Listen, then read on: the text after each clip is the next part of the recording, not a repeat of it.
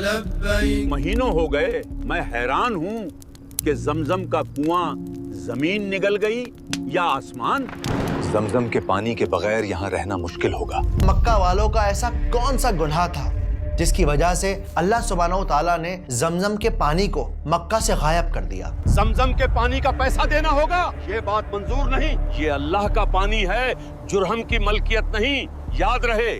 کعبہ کا سارا توحید کا سسٹم تھا، لوگوں کو دین سکھانا، کس طرح سے طواف کرتے ہیں، کس طرح سے ایک اللہ کی عبادت کرتے ہیں، وہ پورا حج کا طریقہ اسماعیل علیہ السلام کی اولادیں ہی بتاتی تھیں، ان کی نسلیں ہی بتاتی تھیں. لیکن کعبہ سے ریلیٹڈ جتنے بھی فائنینشیل ڈیسیزن تھے، یعنی کعبہ میں پیسہ کہاں سے آئے گا، کہاں سے نہیں آئے گا، وہ سارے کے سارے فائنینشیل فیصلے جرہم قبیلہ اور قاتورہ یہ دونوں مل کر کیا کرتے. آپ کو نہیں لگتا کعبہ کی مالی ذمہ داریوں پر پیغمبر اسماعیل کی نسل کا بھی اختیار ہونا چاہیے؟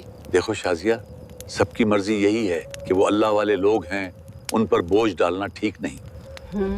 تو ہوا یوں کہ جرہم قبیلہ زمزم کے پانی کے پاس آ کر بس گیا اور ان کے اندر اتنا زیادہ کرپشن پیدا ہو گیا کہ اب زمزم کے پانی پلانے کا بھی یہ پیسہ لینے لگے.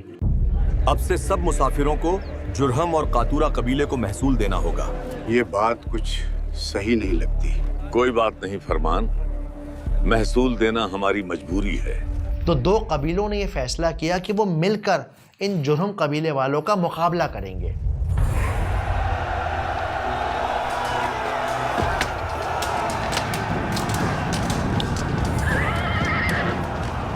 یہ ہمارے گھروں تک گھس آئے ہیں، اب سمجھداری اسی میں ہے کہ یہاں سے نکل جائیں.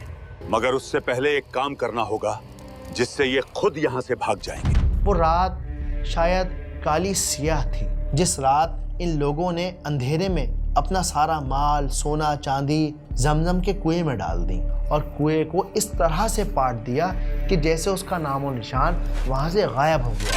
زمزم کے کنویں کو دفن کر دو. کیا ہوا زمزم کے کنویں کا؟ اور کون تھے وہ مکہ کے دو عاشق جو کعبہ کے اندر گئے انسان بن کر لیکن باہر نکلے پتھر بن کر؟ دیکھو انہیں، اللہ نے سچ مچ انہیں پتھر بنا دیا ہے.